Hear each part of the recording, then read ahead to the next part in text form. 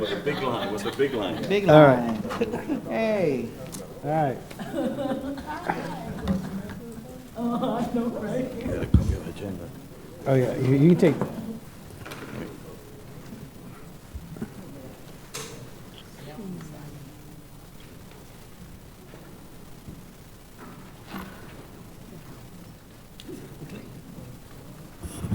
Our chair has just gotten here, so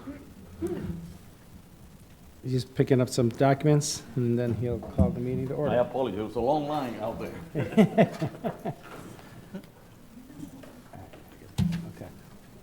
You can go ahead and call.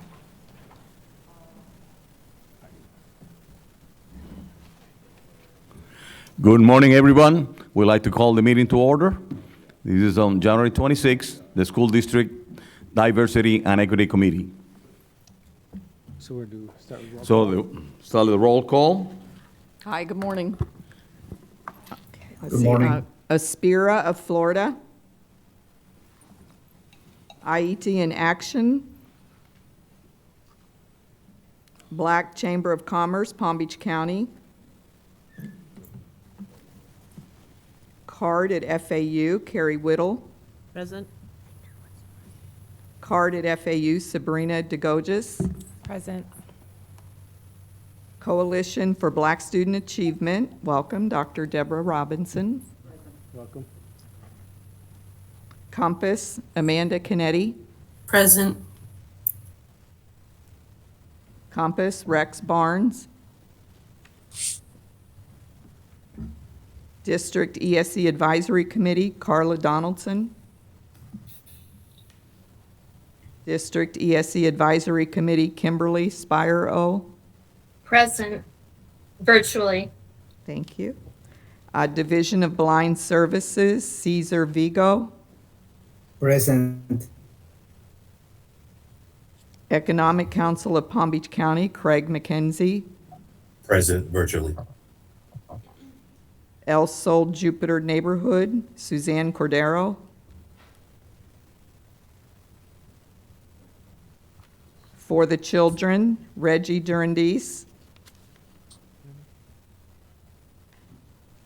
Gold Coast Down Syndrome, Sue Davis-Killian. Guatemalan Maya Center, Mariana Blanco. Present online. Haitian American Solidarity Center, Hispanic Chamber of Commerce, Maria Antuña, Good morning, present. Hispanic Education Coalition of Palm Beach County, Dr. Gabriela Mendez. Present online. Good morning. Morning. Palm Beach County Council of PTAs, Dr. Cassandra Corbin Thaddeus. Palm Beach County Council of PTAs, Charmin Postal. Palm Beach County Human Rights Council, Emmy Kinney. Present.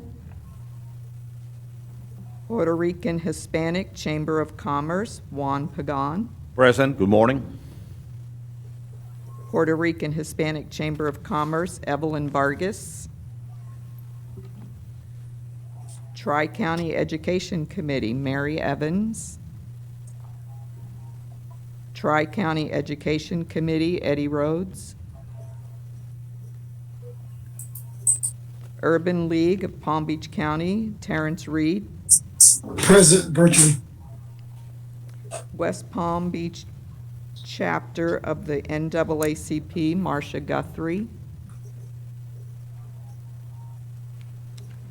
And West Palm Beach Chapter of the NAACP, Rachel Mondesir. Good morning. This is Reginald from For the Children. My mic was off, but I'm in attendance virtual. Thank you.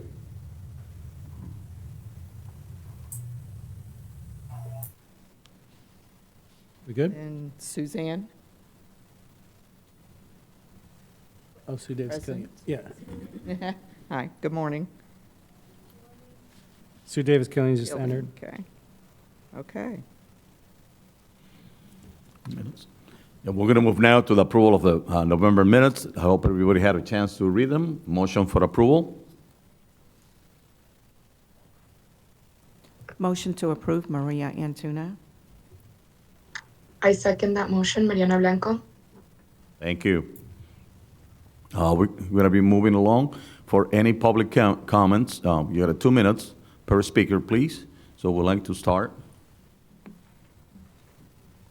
Any of the members on the right side of my hand or in the left hand? I know we have a couple guests, if they want to introduce themselves. First, I want to welcome our newest school board member, Mr. Ferguson. Thank you for being here. And then, Maria, do you want to introduce your guest? Absolutely. This is Lena Pepper. Lena Pepper owns and operates, and I'll give her a minute to talk about herself, Pepper Behavioral Mental, and I thought that she would be a very good candidate to join. I have forwarded the information to Ms. Susan for approval, hopefully at some point at the next board meeting, but I give her 1 minute to talk about herself. Thank you. Good morning. Just wanted to say it's an honor to be here with all of you. I just want to let you guys know what Pepper Behavioral Health does. We are an organization, a nonprofit within the community, and we educate and advocate for our minorities to learn about mental health.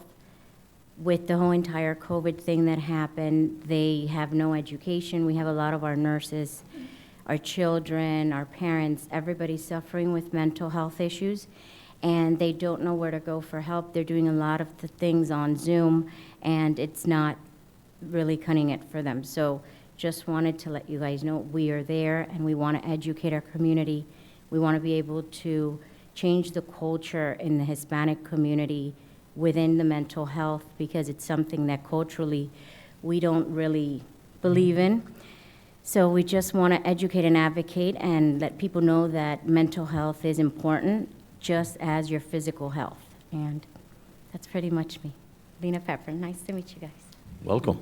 Thank you. And then we also have Ms. Stewart in the house. But did you care to make any public comment, or are you good?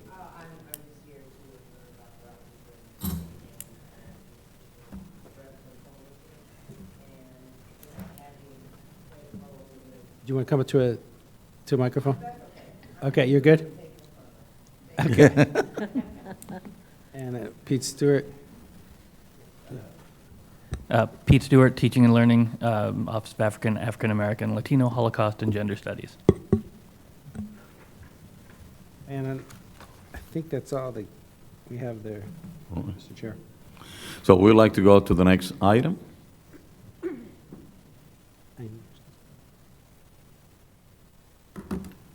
Mr. Ferguson, did you want to make any You want comments? to say many comments? Sorry? Any comments?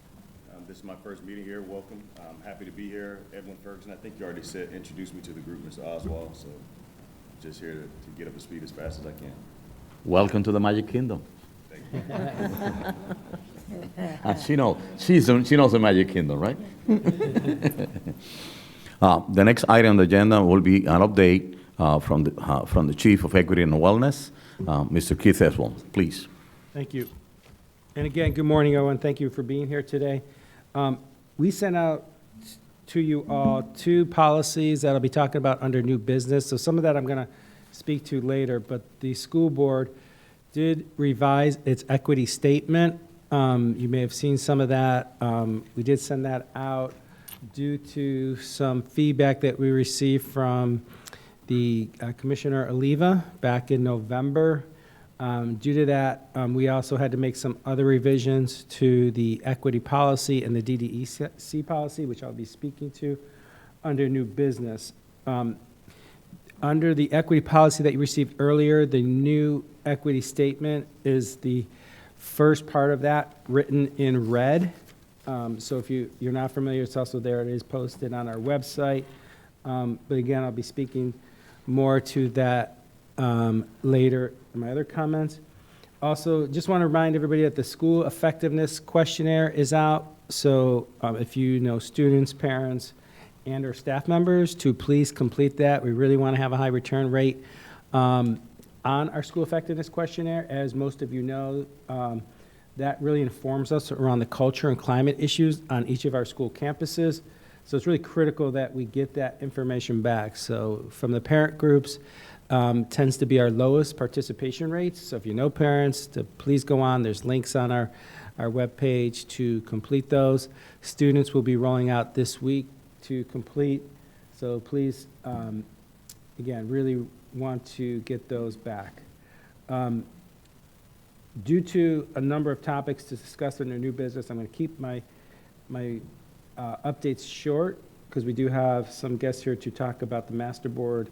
And I want to leave as much time for that as possible, as well as the two policy revisions, and go over that with the group. So any comments about the school effectiveness questionnaire or the equity statement at this time? Dr. Robinson? Would you refresh my memory? Do I need to do something? Green? Okay. I can't remember, do students or parents identify themselves other than student or parent? Like, do they identify by race, gender identity, anything? I've not taken it, so I don't know. Any of our principal supervisors know about this SEQ? What about it? I'm saying. Is there disaggregated data when someone signs in Exactly. by race and gender when you sign in to do the SEQ? I understand. I've never taken it, so I'm not sure. So I'm looking at. I don't see it on the dashboard either. I'm looking at the dashboard. I know they do they're recorded by the language of the parent right now on the dashboard, but I haven't dived actually into the survey to see if they're collecting demographic info like what you mentioned. I'll try to find out and get that back to you. We can text Adam Miller or Paul. So ma'am, my follow-up would just be to request that when the SEQ data is available, that is presented to this body with as much disaggregation as possible. And then maybe we even look at it to make suggestions for the next round. If in fact we're not requesting, they can always opt out and say they don't want to answer the question, but how else do we know who we're really serving? Great, and then towards the end of the meeting, I'll put that on as the future topics as well for the group. Thank you. Ms. Spiro? I wanted to know if anyone around the state has challenged the required changes to equity policies for school districts. Challenged with outside bodies outside of Florida. I'm not aware, Ms. Morgan, legal counsel's not here at this time. I'm not aware at this time. I know there's been challenges to some of the new statutes, but I'm not aware, besides the DOE informing some school districts. Yeah, okay, thank you. Oh, I'm trying to put it away. Okay, Thanks. all right.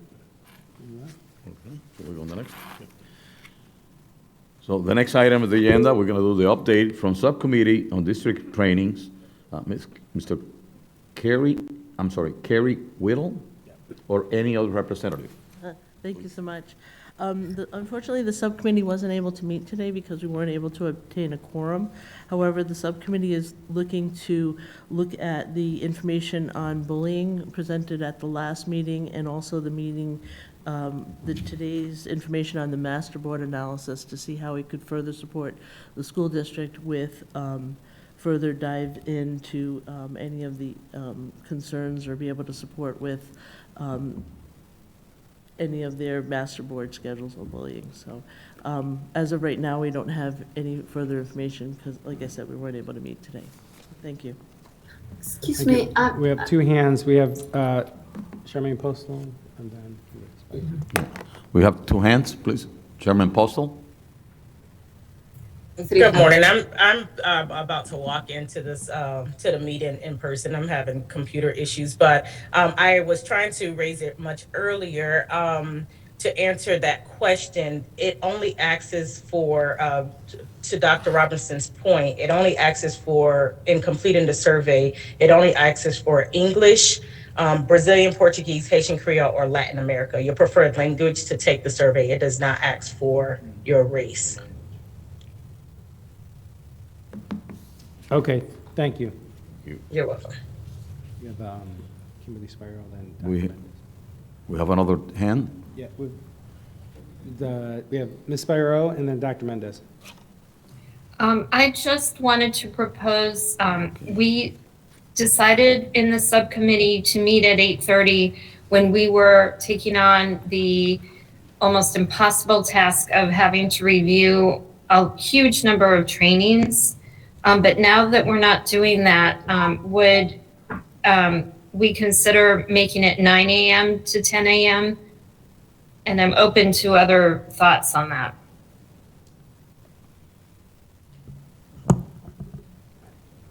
I think that's very reasonable. I think 8:30, we had it at that time for a certain reason. That's not really accurate, applicable anymore. So I would make the motion or second your motion if that was a motion to move that time from 8:30 to 9.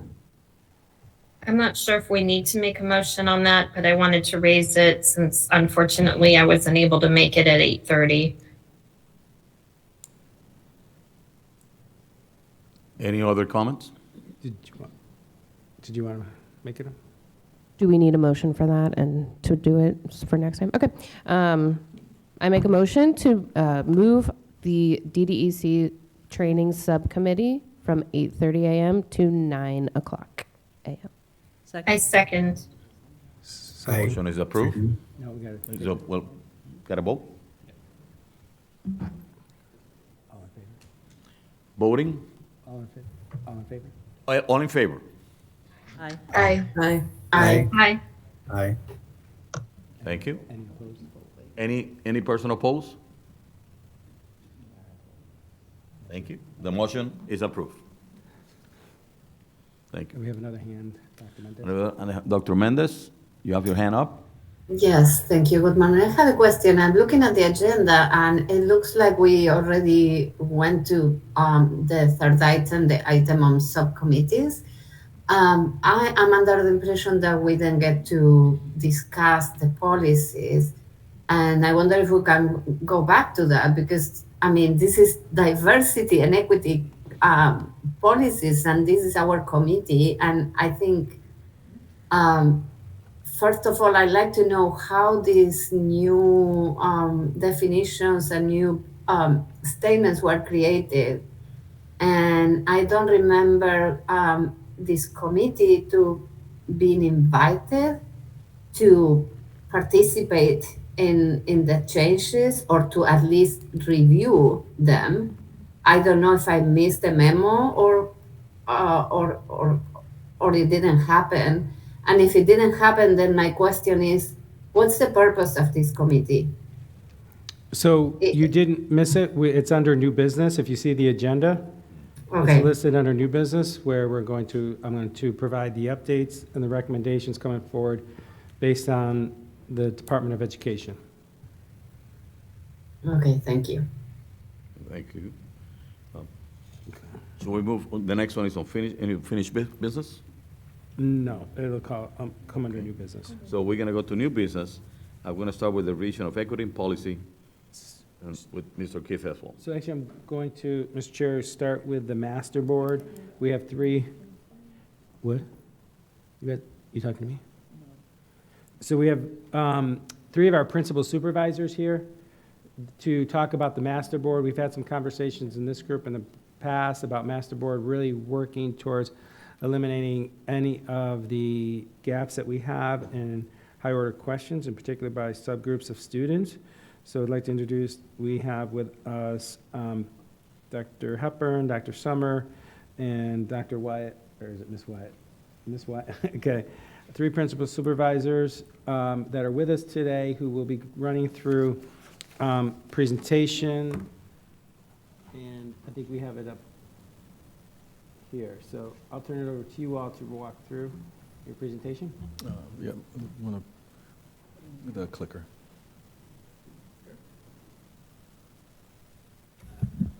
All right, good. What's that? I just got to share the screen. Good morning, everyone. Happy to be here to share. This is the 6th or 7th iteration of the Master Board and System Analysis process. And Jamie, myself, and Craig have been spearheading to further enhance this process the past 2 years. And so this is where we are as our current state, and we're going to talk about the whole entire process of Master Board analysis, system analysis, how we are attempting to close opportunity gaps for underrepresented students. And let me go ahead and get started. So first we're going to talk about the why. Initially, it's about closing opportunity gaps to accelerated coursework for underrepresented students. It's pretty obvious in the past when you walk into a classroom, an advanced classroom, or an accelerated classroom, the makeup or the demographics of the students that are sitting in those classrooms. And it's usually not a lot of minority students in those classrooms, and underrepresented subgroups are usually not represented in there. So that's one of the whys. Also to help principals be more informed about the Master Board process, removing the traditional gatekeepers, right, guidance counselors and teachers making recommendations that are sometimes subjective, and bypassing students that, if given the opportunity, they can perform in those courses with the right support.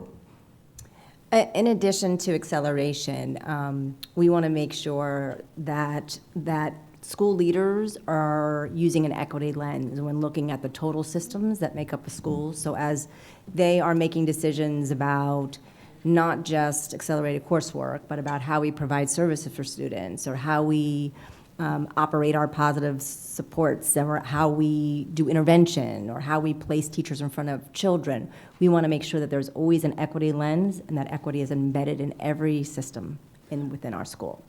And then, of course, acknowledging and spreading in a K through 12 continuum that the decisions we make about student placement impacts our students' future. And that's key.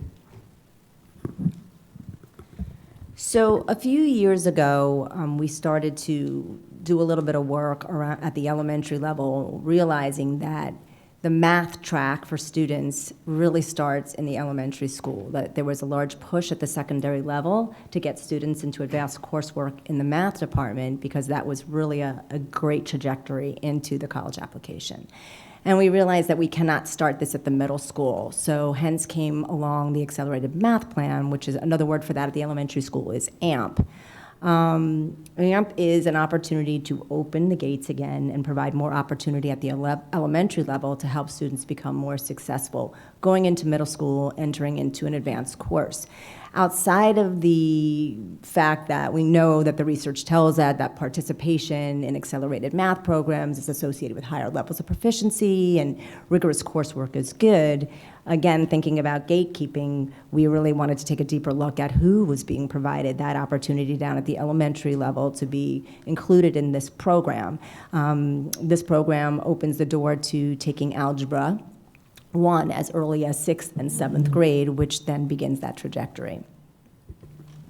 Also, there's, along with that impact in elementary school, we know that in middle school, if you ever had a middle school, that's one of those very impactful years.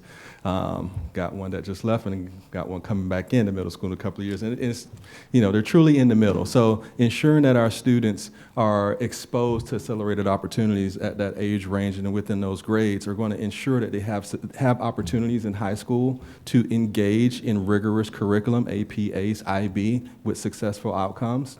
Ensuring they have opportunities to get high school credit in middle school, and therefore providing that trajectory to make sure they can have college credit opportunities with AP and ACE courses, and also dual enrollment when they get to high school. And just ensuring that students have a positive trajectory to have a choice to go to college, instead of not having the opportunities and not having that choice to say, hey, I want to go to a college or a high-paying career. But we want to make sure that they have that choice to go to college, and infusing and creating those opportunities and closing those gaps in middle school to ensure they can get into rigorous coursework at that level. So, it's so true, Howard. I work with the high schools as an instructional superintendent. My daughter also graduated recently from a Palm Beach County school, so it's both personal as well as professional for me. And I would say everything's personal, though. That's a good thing. But looking at the college level work, we're talking specifically towards advanced placement, ACE, IB, and dual enrollment, all as being what we consider advanced coursework in high school or college level work. And I mentioned before in the slide earlier, we're talking about the why still, okay? So understanding that, why is it important? Well, students that get access to that type of coursework, again, I'll say it one more time, AP, ACE, IB, and dual enrollment, they get quality points towards their honor point average. You know, so if you earn an A in a college level coursework, you get up to 6 points. Going into the maximum that we used to know is 4 for an A, you get up to 6, so it really boosts your honors point average, which will be important in just a second. But you also have the opportunity, now think dollars and cents, to earn college credits. So when you take a dual enrollment course or when you pass an advanced placement exam, you earn college credit in that subject for 90% of the colleges that you attend. So that's a benefit as well. Again, all still why. But you know, think about applications. You're gaining the competitive advantage when you're applying to college or the university of your choice. The higher your honors point average is, the better advantage you're going to get. And colleges look at the rigor of the coursework that you take.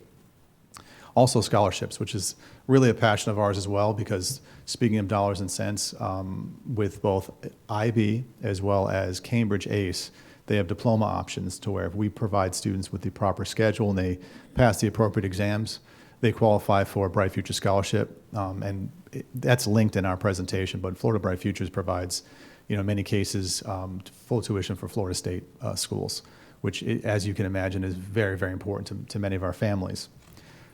More of the why, just a little bit of data, if I can point you to the far right, okay? And the colors of orange and blue have nothing to do with the University of Florida, so we apologize for anybody that thinks that that's related to this presentation, which it is not. If you look to the far right, you see level 3 and up, or L3 and up in 2021. What we're looking at are FSA scores of students in a course called ACE General Paper.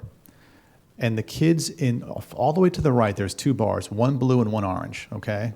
So in 2021, okay, students that came in at a level 3 or higher in the blue, 80% of them that were not in ACE General Paper stayed a level 3 or above. That's the blue. They did not get access to a college level course, and they stayed proficient at an 80% level. Those in the orange, which are the kids that actually got access to a college level course, 88% of them maintained their proficiency.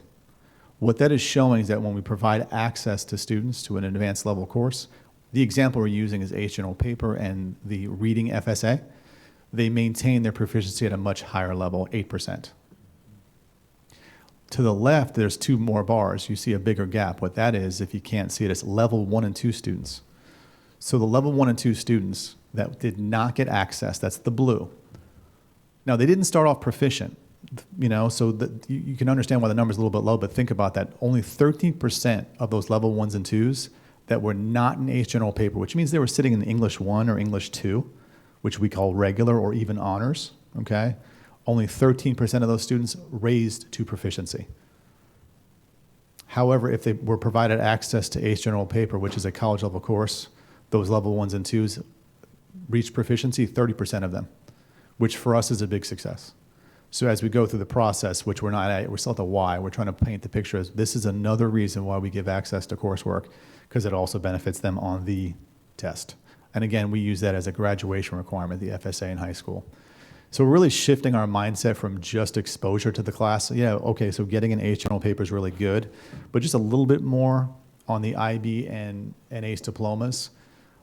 They provide that full Bright Futures Scholarship, and what we're really looking at is a 70% pass rate in our exams below. So we see that the more we give kids, you know, an opportunity to actually sit through the course and take it, we're experiencing about a 70% pass rate over the past 10 years in courses like, and this is not to be overly technical, but you know, Global Perspectives, ACE Marine Science, ACE Media Studies, ACE Environmental Management, ACE English and or Spanish, ACE General Paper, like I mentioned before, and ACE Thinking Skills. All these courses are giving students that rigor and exposure to high-level content that are making them successful at a high rate of 70%, along with, once they complete the certain appropriate number of courses and exams that are passed, they qualify for that Bright Futures. Okay, so I just want to paint that picture of the why. And then finally, I spoke up to the HPA. This is our SUS matrix from 2021. There's a slightly newer version, but if you actually look at, you know, at the top, we have our state universities, and you see FAMU, FAU, and so on going to the right. Each one is a column. If you look at the rows, it shows location, the type of applications. The third row underneath the school name, you see an S and an F, which just stands for summer and fall GPA. And that was essentially the mean summer, the mean fall GPA. So if you look at FAU, your fall HPA, F, if you can't read it, it's 3.62 to 4.24, if I'm seeing it right, which means on average, half the kids they're letting in must exceed that average of an A. The only way you get over that 4.0, because we all remember in high school, hey, when we took a class, you get 4 points for an A. Well, you can't get over the 4 unless you have some of those 6s in there, which are A's in advanced level coursework.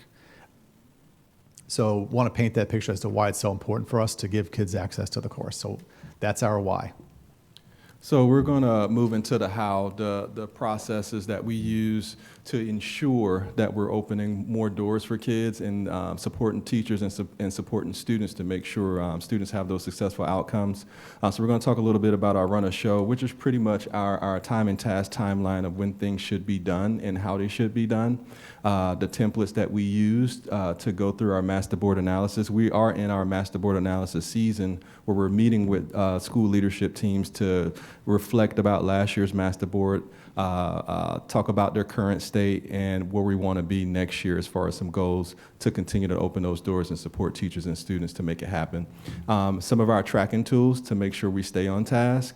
We'll share some of the progress monitoring tools that we use throughout the year because this is not a spring process. This is a year-long process, so we monitor throughout the year, especially after each quarter, looking at just to ensure students aren't, once they actually get the opportunity, that they actually stay in that opportunity, not being pulled out for subjective or frivolous reasons, to make sure there's processes in place to make sure that doesn't happen.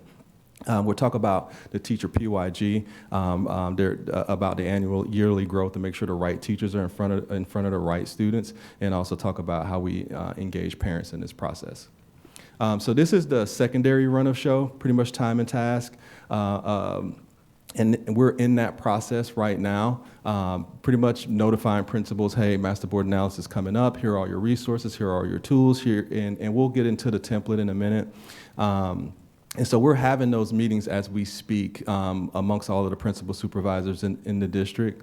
And we'll go through that, and we'll usually be done in next month, mid-February, with the master board analysis process. And then we've embedded this year, one of the things that we noticed during this process is previous years, there was a lull during the summer, and sometimes things happen during the summer that would prevent the students that we initially identified to excel in these opportunities. Something happens during the summer, and when fall starts, hey, what happened to percentage of the kids that we identified in the spring analysis that we did with you? So we actually shored it up with a summer follow-up analysis to make sure we're capturing every kid and ensuring that they have these opportunities. And then we do constant equity checks throughout the spring and throughout the summer, and also, like I said, it's a year-long cycle and throughout the entire school year. This is a little smaller version, but this is the elementary version. And the difference between the elementary and secondary is the reason why we really call it the elementary master board / systems analysis. Because at the elementary level, we hyper-focus on, again, all of the systems that are occurring at that school. So we do a very, very, very deep dive. We wait until about May to start that process, and we are really unpacking every single thing that is going on at that elementary school. Again, looking at how we treat students across the board, all of our subgroups, and how we look at the things that we're doing at our school. So we do that in May as a part 1. Then we swing around again in July once the data comes in so that we could be a little bit more specific around student outcomes and are those systems impacting, whether it's behavioral systems, SEL, instructional systems, how are those systems impacting the student outcomes, and then how do we need to look at how we're placing teachers in front of students, and are the students that need the most support are the teachers that are our highest level teachers sitting in front of those students. So our timeline is a little bit different. It is broken up into 2 parts. It's pretty extensive, and you'll see the template of that down the road. We have a question. Have a question? We have a question, or do you want to prefer to wait till the end? No, it doesn't really matter. So we'll take the question, but there is a chance that some things might be answered later. Kimberly? It's more of a concern. All of this is wonderful, but looking at ACE classes, they are not in compliance with the ADA and Section 504, which for those of you who aren't used to this alphabet thing, those are the disability discrimination laws. There are students who are fully capable of going to college, but who need accommodations. And the ACE program says that, oh, we're based in England, so we don't have to follow United States laws, which is incorrect. But they are not giving the full extent of accommodations that some of our students need to succeed. And I just wanted to make you all aware of that so that we put some emphasis on other programs that might be more equitable for students with disabilities. Thank you. Thank you.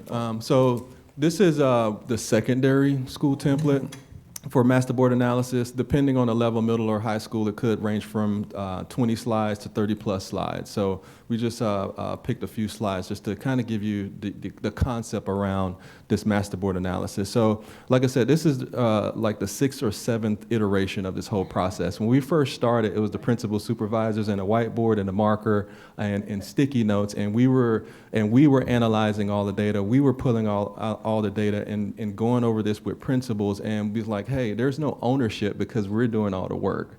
And so we kind of shifted and created a template where the schools and their leadership teams are pulling and analyzing the data and then presenting it to us, being more reflective in the process, us adding guiding questions and being thought partners in analyzing this information alongside them, so we know what type of questions to ask, we know what to dig into, just to make sure we're exposing gaps and helping and assisting to fill those gaps or solve problems that's been plaguing their campus when it comes to extending the opportunities to certain subgroups on their campus. So starting from school profile, what is your demographics, what does it look like, also the school profiles for accelerated coursework in your campus, looking at historical information, what did last year or the past 3 years look like as far as the demographics of students that are enrolled in accelerated courses versus current state, and what do we want to look like next year. So seeing those differences, sometimes they're positive, sometimes they're negatives, and then when we see negatives, we're digging in why.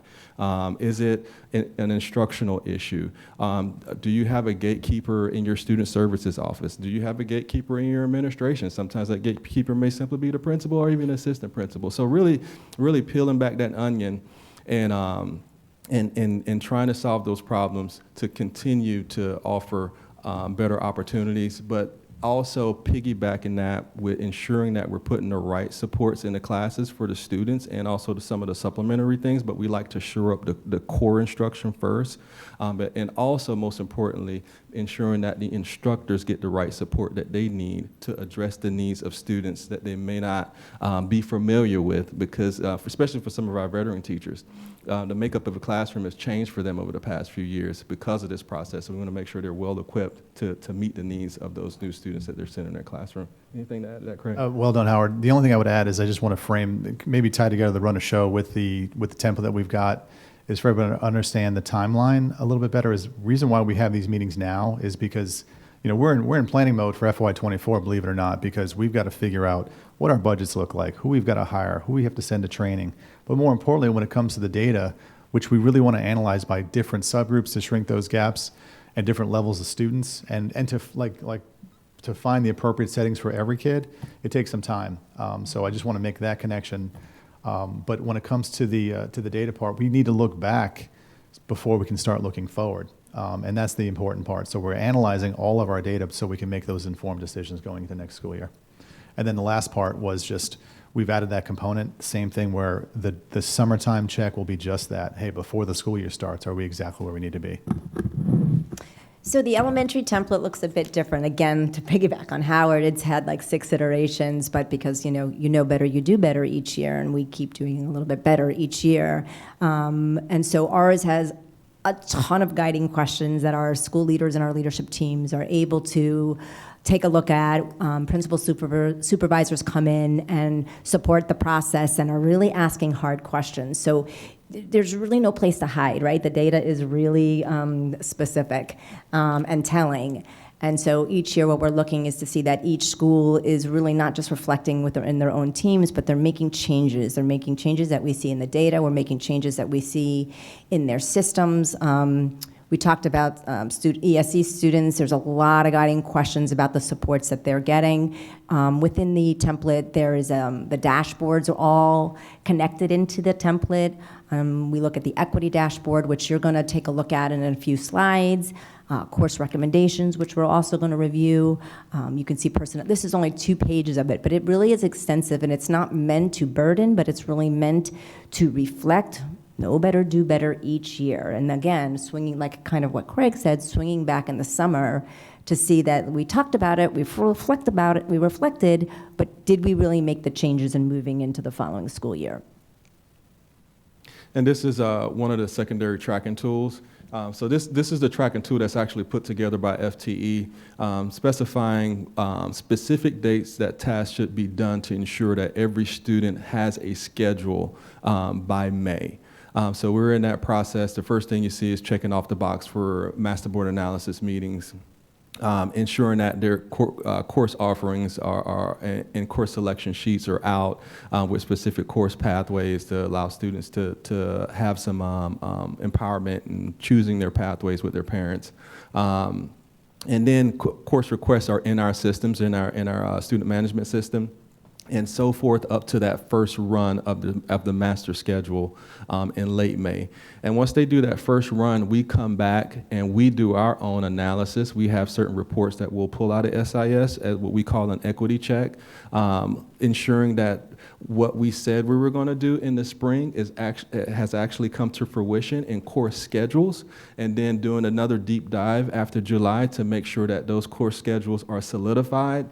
And we'll do several equity checks before the beginning of the school year, just to make sure everything's coming to fruition and everyone in the system, principals, ourselves, are following through on what we set out to do to open up more opportunities for students. Again, I'm not going to add too much to this. This is the elementary tracking tool, which does the exact same thing. I think the one point that I would add is, as educators, sometimes we do a lot of talking about what we want to do, right? We talk about, we want to do this, and let's do this, and we talk about it. I really think we're putting in systems now to hold people accountable to do what they say what they're going to do. So this is a very efficient way for us to track that, that it's actually happening, and there's just a very good checks and balance system so that in moving forward, again, we can hold ourselves accountable to the work that we say we're going to do. So this is a snapshot of one of the progress monitoring tools that we use throughout the year. It's readily updated. Like I said, this is a year-long process. We'll come back to this tool throughout 9 weeks, and especially right after a quarter, just to make sure these numbers are not going down and really diving into it. You'll be surprised in the first few years that principals didn't know students were getting pulled out because folks are jumping over them and going straight to the guidance counselor. There wasn't clear processes, so tightening up the processes, making sure students aren't being removed. If they are, why? It's moved to principals and leadership teams having to defend why they're removing a student, right? So once you look at it at that lens, it's very hard to make a decision to say a student can't learn with this opportunity without with the right supports for teacher and also students. So we readily use this often. And I was going to say, if I can jump in, just it's just a confusing slide. We've gone over so I just want to make sure everyone understands what you're looking at. Our goal is to level the playing field, right, so that everyone's getting equal access and opportunity. So if we look at this, basically from year to year, what it's showing is that here's a subgroup. Typically what's in the gray, let's look at 2023. What's in the gray is the representation of that subgroup within a school or within whatever is listed as a district, or sometimes we do it by school, by portfolio. And what's in the blue is what's actually represented in that particular course. So the goal is to have those side by side, right? So if we look at the Hispanic subgroup, we see that that's very, very close to the percentage of Hispanic students that we have and the percentage of Hispanic students that are in an accelerated course. So the idea is that everybody should be even across the board. And so we still clearly have work to do. On the right-hand side is basically the enrollment rate in general. So if I have 40% of the black students in 2020, 44%, or let's just say 40% in 2022 were enrolled in that course of that subgroup, and now 44%, so the 44.3%, the goal is to keep increasing that number, just so that you have perspective of what this dashboard means.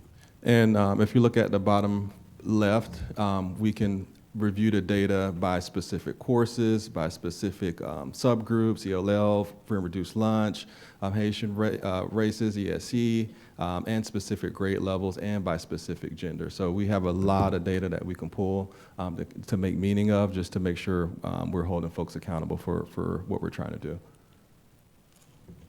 Okay, this is something new that I'm really excited about. In the past, elementary school, fifth grade teachers were being given, depending upon what school they were in, all sorts of different ways to make recommendations for their fifth grade students going into sixth grade in terms of what courses. We had no oversight on the decisions that classroom teachers and schools were making in the elementary school for the future of their middle school students. So last year, we kind of piloted, in a sense, just a lens on that, and just providing a document and conversation and some professional development around, we're not going to gatekeep, we're going to look at each kid individually. School administration is going to be involved in this process. We're going to look at data, but we're also going to look at the whole child. So we're not going to assume that a level 2 student or a level 1 student shouldn't and couldn't have the opportunity to engage in some type of advanced coursework in middle school. So we've worked really hard on this, and again, still lots of room to grow, but what you see in the graphs on the right is now we are making course recommendations under 4 categories. Some of our students enter into middle school as access students, but if you look at the, let's say, the green, or the blue, I should say, the blue is kind of a new category. It's sort of, we do believe that a child that may have scored a level 1 or level 2 can be successful in an advanced course in middle school, but they need support. So we're pointing it out to you, like they need support. So you need to know that, and it is your responsibility to provide that support. So now the numbers of students being recommended for that accelerated coursework in middle school has really, really increased.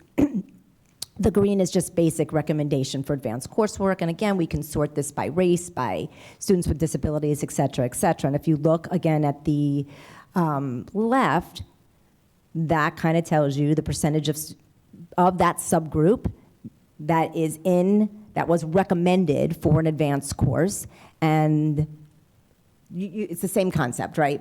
What you want is the bars to be pretty even, so that's what we're looking towards. So now that this is the first year that we actually have this data, so we'll be able to compare it next year and then roll this into our systems analysis over the summer and really engage principals and leadership teams and being more thoughtful about this process. And this represents just your portfolio, correct? Well, you can change the. Yeah, but I just want to make sure. That Oh, sorry. No, it's not That's probably because representative. I was playing with the tool and it's I live. just want to make sure people, does not represent the district. It's This is not- This yeah. is drilled in by your Yeah, school. on the left, you can, it was just a snapshot of me playing on my own portfolio, but That's fine, yeah. you can drill it down by portfolio, by overall, et cetera. But Mr. Ferguson, I think you had a question? I did. What does access mean? So some of our students are on a different path, not the, let's say, the standardized testing path. They do take standardized testing, but it may not be the FAST test or previously known as FSA. So they have a different sort of curriculum. It's an access curriculum. So we want to make sure that we identify those students going into middle school per their IEP. Students with disabilities will fall in Is that that- category. Yeah. Students with Did I say disabilities. that wrong? Does Did that I mean? say that really wrong? No, you said it right, but you What'd I just said. say? No, Any it's students with disabilities. It's typically students with disabilities that are on access. Oh, no, is this being recorded? Let me I just say- say, it's No, it's you're only students with a significant cognitive Yeah. disability under strict state law. Thank you. And the percentage is identical Yeah. across the demographics. Am I reading that correctly? I'm sorry? the percentage of black children and Hispanic race children and white children is identical. Am I reading this graph correctly? Who fall into the access category? No. It's probably just a very. Because such of a the small- range of yeah. the graph, Yeah. how it's ranged out, that the numbers will be different if you look at it with the actual number placed into it, but it's not the same. Overall, the number's supposed to be about 1%. Right, that's why. And, but we do know we still have over-identification of black students as So intellectually they might be more at disabled. 1.5% versus the 1% or Correct. 0.9 or 0.8, you're saying? Right. Thank you. So just to level set, right? I'm a teacher. We've covered a lot about the how, right? We talked about a timeline. We had a template. And you just saw a couple of detailed slides that maybe if you're new to education, you didn't quite catch. But what those last couple slides were just ways that we can drill down by school, portfolio, to see where they each are in terms of shrinking that gap and improving that overall access. So the last couple slides are all about the school or the portfolio for us to take a look at it in conversation with their schools to see how are you shrinking the gap by subgroup. And as you saw, there's so much data there, like how are you recommending from elementary to middle and so on, okay? So just to catch up on that piece. Then the last component that you want to do to really build an excellent master schedule for your school is to assign the right teachers. So this is a report, this is a snapshot of a report called the Teacher PYG. What's cool about this is it allows you by school, by portfolio, however you want to drill down, by test, by grade level, by subject, to see how teachers at a specific school have done in their performance over the last 3 years. And we use it to judge that performance, or I should say judge, to analyze the performance, better way to say it, would we use something called meeting expectation. So what we want to see is high numbers in these reports. Because a teacher that would be at 100% meeting expectation would mean that every one of their kids made the average district growth on whatever test we're looking at. So if you want to look at ELA, English Language Arts, if I'm a teacher and 100% of my kids reach the expected growth, that means that all of my students that were assigned to me from one year to the next made that average level of growth. If I'm at a 0, it's not good because none of my kids made the average district growth. If I'm at a 50, I'm actually right in the middle. That means half of my kids made the average growth. It's a norm reference test. Pretty interesting to analyze. So we can use this in many ways. We also use it for things like walking through schools to see how is your English language arts instruction looking, who's got the most kids, how effective have they been the last few years. Obviously, if they're new, they won't have a lot of data, the teachers, right? But this is a really important part for us when it comes to the last part, or really, I shouldn't say the last part, the finishing touches to make sure that our schools are assigning the highest EL teachers to the subjects that we feel and the students that need them the most and where they're most effective. So, question, so that analysis, I would guess, doesn't take into account the students that particular teachers have. So, we all know that there's teachers that are better at handling behavioral students, teachers that are better at handling students with disabilities. So oftentimes, you might have a situation where a really good teacher has a lower effectiveness rating, right? Because by definition, the students they're dealing with are probably going to have a lower pass rate. And this affects a lot of things throughout the district, not just this. So what are we doing about that? I think I'll answer it this way. There's so many considerations. That's why the term analysis is much better. There's what you see as working with teachers. This is one component of what we use. There's also so many other considerations with certification, teacher wishes, seniority. So this is just another tool for us to be able to use to make an informed decision. But it is not the end all be all in any sense of the word, if that's what you're getting at. And I would add to Craig that this is the quantitative information, and what you're describing is the qualitative, and that's the qualitative data that we collect when principals, leadership teams, and ourselves are walking into those classrooms. You may be able to move 100% of your students, but you may not be able to work with the students that have a specific need because of personality differences, all those things that make you, right, as a person, that qualitative information around the teacher. So Yeah, that's just like Craig said, one component of many things that we consider about who's going to be in front of a group of students to move them. Dr. Robinson, you had a question? I'm going to try to wrap up the slide deck so we can. I actually have my hand up after Dr. Robinson. So on this, first I just want to say thank you, because, like, God, I've been screaming in the, by myself in the woods, right, screaming at people. But anyway, but I want you to just double check, because in the past when I tried to look at this kind of data with data people, what they were comparing, so the expectation was based on demographics and previous test scores. So what they were comparing was, right, so like ninth grade students taking, I don't know, ACE general papers, whatever, who previously scored level 2 only compared to level 2. So it wasn't the same expectation. Sure. It was lowered expectations. So I want you to just double check that, because if we're gonna show data like this, we need to be real, and we need not say, well, you weren't doing well before, so we don't really expect much of you, right? Okay, I'm done for now. Thank you. Ms. Postal? So this, just a quick question regarding the teacher PYG. Do this come in race? I know there's all other areas of desegregated data, but could you identify the teachers by race for the PYG?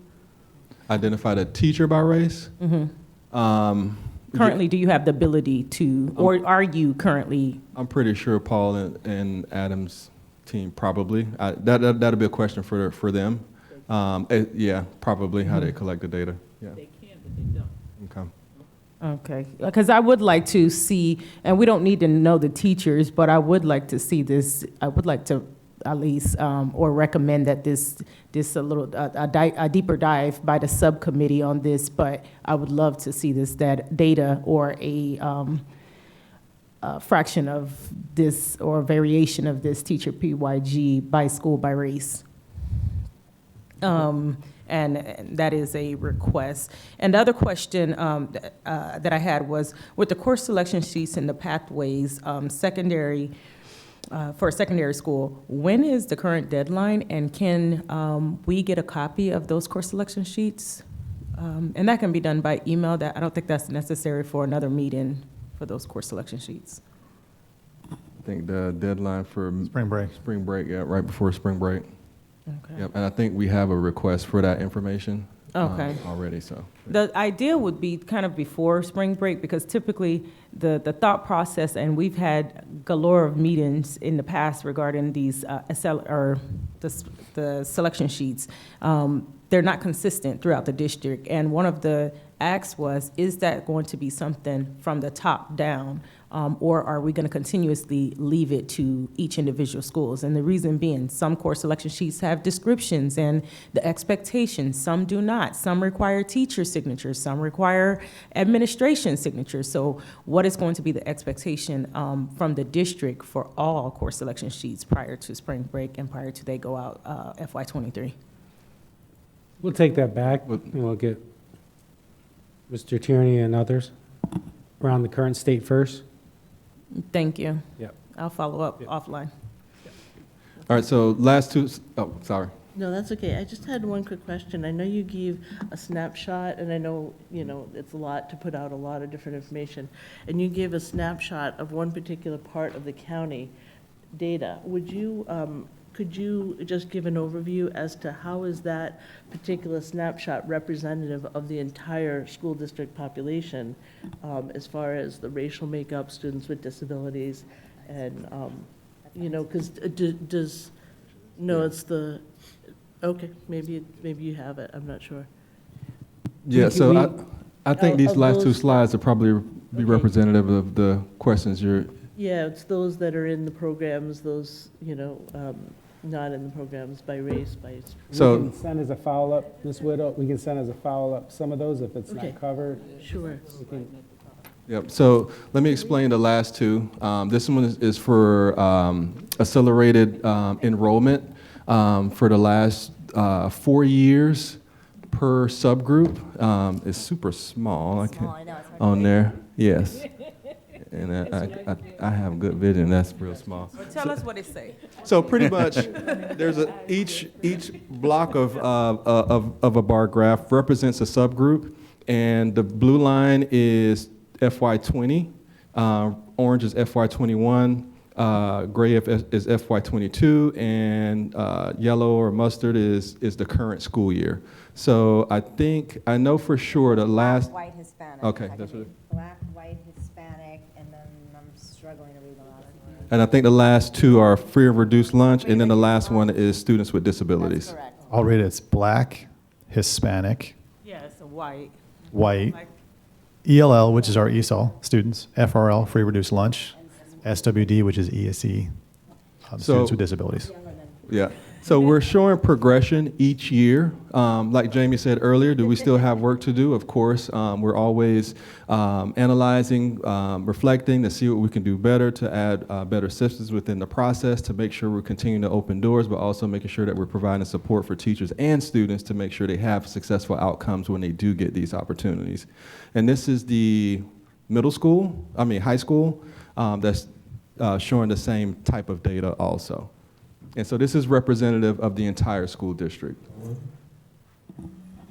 It's interesting that in high school, the difference between the races seems much more pronounced than the middle school. Yeah, different type of courses too, I think. I have one question. Yep, that was the last one. Okay, so at this time, we're going to just take questions at this time, and so we can move forward with the agenda. I know Mr. I have a question. One of at the beginning you presented was communication to the parents. Mhm. You know, we know that in the school district, out of the 160,000 students, 37% are Hispanics. Okay, and then I'm willing to guess, if this is only a guess, okay, that another 30% or 35% of the parents of those kids do not speak any English, don't understand any English at all. So how this communication about this scholarship, this about future opportunities, blah, blah, get communicated to them, because the kid might have enough oil in the lamp to move forward. But that information to the parents, because once they finish high school, go to work, make money. We need to eat. You know, that's the reality. So how do we making sure that the parents understand that process, that they can help, you know, and there are tools available, because of our organization, we work with other organizations to make sure that that happens. Like the Hispanic Pastors Association, over 400 Hispanic churches in the county, you know, and that's with membership between 3,000, 2,000, 4,000, or 30. So it is about, so how can we, that information? So one thing we've done since last year is equipped every school principal and their leadership team with a slide deck that has a plethora of information, starting from elementary school all the way through high school, about accelerated courses, impacted outcomes, and impacted opportunities for students in several languages to share with their families, to go over with their families in the spring, in the summer. And so we give them autonomy about what time of the spring to do that, with the expectation that it is done. So they can add or remove slides as needed to better communicate what's going on at their specific campus for their community. And we're also working with multiple departments. So we're working with our district FDE department. We're presenting all guidance at our guidance meetings, so that our guidance, including our EL counselors, would know and understand, have access to this information, so they can push it out as well. So that's been a big plus for us.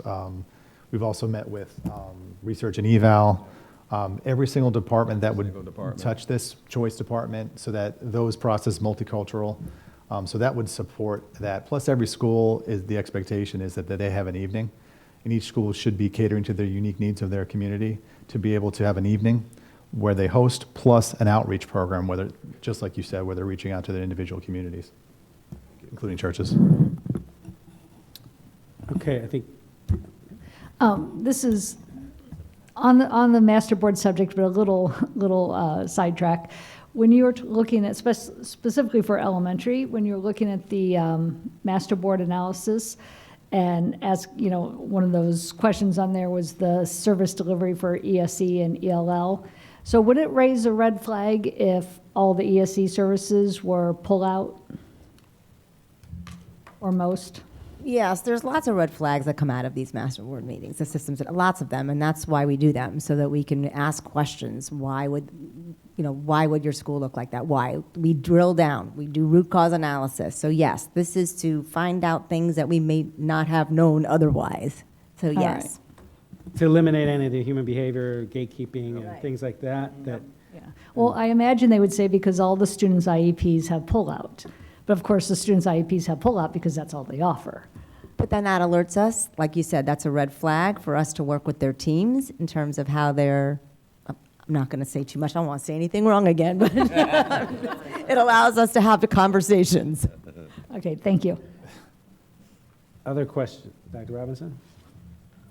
Okay, you could just let me know when I'm over participating. So, so I want to follow up on Charmaine's comment, because where my brain went on that was, is there any standardization of the course selection sheets to ensure, for example, that every high school lists whatever, AP Human Geography, whatever it is. Like, so there's some standardization to say, here are the possibilities. Because what I'm curious is if we got some outside consultant to look at our course selection sheets, we would see a significant change in what's listed as possibilities based on the socioeconomic level of the school. So there's no standardization, am I correct? Okay, so I'm gonna make a note of that. Okay, and so is there a trigger? Okay, let me ask it a different way. One of the things that I've advocated for, and I'm gonna continue to advocate for, is that as a system, we just say since we have to deal with the test, right? I'm just dealing with the language of the test, that if you score at a certain level on the almighty test, you are automatically placed in whatever that accelerated course is, right? So for example, let's take algebra, and I know you guys love to talk about AMP, and AMP is all wonderful and all that, but I'm talking about all the rest of the kids that we need to be pushing up, right? And so if, my benchmark has been for a while, Algebra 1 honors in 8th grade, right? And I have to say, I don't know if the person is in the room or not, but I did that presentation to the board like a year ago on Algebra 1 and who took Algebra 1 and when they took it. And I'm glad people heard it and start acting on it. But here's the thing. So if you're in 7th grade and you score, pick a score, level 3, okay, on the math test, you should just be automatically placed in Algebra 1 honors. Why? So the system is improved, but the system as described now is still adult humans with all their biases, implicit and explicit, making decisions, right? And just for the sake of beating this horse, there was a study done by the Education Trust a while back. It was a school district in California whose policy said, if you scored in the top quartile on the math test, now this was back in this top quartile on the math test in 7th grade, you were automatically placed in Algebra 1 for 8th grade, right? When they looked at who actually got placed, of course there were racial disparities, right? But this was policy, right? And we don't even have policy like that. So I'm just asking that we take the next step and say that the expectation is if you score, and not just in math, look at the ELA, everything. If you score at a certain level on whichever test it is, you are automatically pushed, right? Because otherwise we still picking and choosing. Okay, and my last thing that I'm gonna say right now, since I'm over participating, is what happened with the AP potential report? We still haven't addressed that. Anybody? Crickets, I hear crickets. I can. Mr. Summer, you might speak to more how it's being used. We definitely use it, but we found that we have actually tried to go beyond that, and we don't want that to be a barrier. So, it's being used. Okay, so every child that the College Board determined had AP potential based on their prior testing is placed in AP courses. You're telling me we're there now because we weren't there before? It's being used. But what I'm saying is that many times we try to get students that may not even show on that report in as well. So No, it's that's a good. consideration. But they're That's what I meant by low-hanging saying that we fruit. go beyond. They're low-hanging fruit. They've agree. already I proved agree. on the magic standardized test Sure. that they could do it. Sure, Right? yeah, and we'll take that back for sure. But it is part of our process, but we do find, what I meant by saying we go beyond it, we try not to even use that as, okay, you didn't have AP potential, you can't be a part of it. We try to consider that, anything that shows potential or desire for a student, we want them to get in. And that's our methodology of like, hey, you're interested in the course, come on in. And that's just how I answer that piece. I know, but I you're hear not what you're saying, answering my yeah. question. So listen, I applaud you. I understand what you're saying, yeah. I applaud you for, because this is tremendous progress, right? But still, You want concrete policy that says. well, no, listen, the AP potential. Like, come on, people. And I don't Yeah, think I'm we've not actually disagreeing, gone yeah. into analyze at a deep level the AP potential, and then against enrollment, because it very well might look like, but I don't think we've taken that. Will you please? We will. Can it come back to the committee as a whole or information? You should. We can go back and look and see what that would take to do, to cross-reference the two through an automation process. Sure. All right. May I suggest that, Mr. Oswald, that you just follow up through email on possible future dates regarding that as a conversation?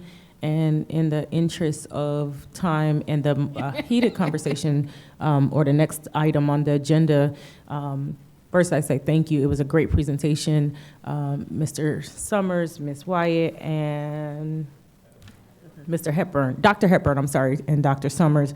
But can I ask, I'm sorry, is there anything you would like for this committee, from this committee with this presentation to do with this presentation? Or is there anything that you would like from us? I would say continue doing what you guys are doing right now, pressing us with good questions to ensure that we're thinking, continue to think and continue to add components to the iteration and make sure we're opening doors for students. So I hear the suggestions, I hear the recommendations, I hear the demands, and they're all good. And it's things that we've discussed and we need to further discuss and see how we can actually put it in action. So what you guys are doing right now is what I ask, the continued feedback. And that's awesome, because that's part of our responsibility. And there you go. That was your gateway. You better run with it. I know, I'm moving on, but I don't, Mr. Vigo, you had your hand raised earlier. Did you still have a question? Yes, in the long term, this is a great initiative. The people, especially the Spanish people, the community and the parents, needs the rates in the universities are lower. So for some data I found it, when they face the SAT test, is this program will increase SAT results for the school of West Palm Beach in the long term? So the students and parents that are students and parents in West Palm Beach knows that in West Palm Beach, the students are going to have great SATs and great entrances and better universities that only universities here in Florida, but better universities out of the state. Is a data that we can pull maybe in a long term? We can take that back to accountability assessment to pull specific ACT or SAT data, but I can say that we do have data that shows when students are engaged in these accelerated opportunities, that they perform better than students that are not engaged in those accelerated opportunities. So I would say the answer is yes, we should see better outcomes because we have data that, we are seeing them because we have data that supports it. Yes, we have data that shows that they're doing better on the FSA tests when they take the acceleration, so it should lead to that. One more thing too, the participation in SAT and ACT has gone up significantly over the last number of years too. That's a really good number because remember, that's an optional test. And we offer them in school, both the ACT and SAT. So that's a good thing. All right, in essence of time, I'm going to move forward. Ms. Barrow did put some comments in the chat box that I just want to make reference to. She was thinking that of more equitable, challenging college level courses in dual instruction with Palm Beach State College may be an option or a better option for students, plus ACE is not accepted for credit in most colleges outside of Florida. I will say the ACE being accepted outside of other colleges is somewhat of a fallacy. We've been really working to demystify that myth out there, but we'll take that other feedback. And so now I want to shift And thank you all for being here today. Appreciate you. Welcome. I just have one more question. Is this something that maybe the subcommittee might be able to help more, to Charmaine's point, to, help with the standardization or course selection, or, just do a deeper dive into supporting more? That's up to you. That's a agenda item for the subcommittee. And also apologize because we could have, according to policy, we do have options for alternate for the subcommittee as earlier. Right. Thanks. So I think you can put that on the agenda for next time Yeah. to talk about the topics. Absolutely. And in particular, what to look at. So moving forward, so back in November, so I want to shift back to the DDEC policy and the equity policy. You received both drafts of recommendations that were conducted. So back on November 18th, the superintendent received a letter from Commissioner Oliva regarding our policies. In particular, I'm just going to read a piece of that letter. That after initial review of the policies and procedures submitted by the district, it appears that some of these policies and procedures may have not yet been updated to comply with revised Florida law and State Board of Education rule. This list is not exhaustive, and your district should strive to review all its policies and procedures for other provisions that may not comport with Florida law, and specifically the Palm Beach County School Board Policy 1.041 Equity Policy. So specifically calls out equity policy, but it also talks about other related policies and or practices potentially that could be out there as it relates to these new statutes.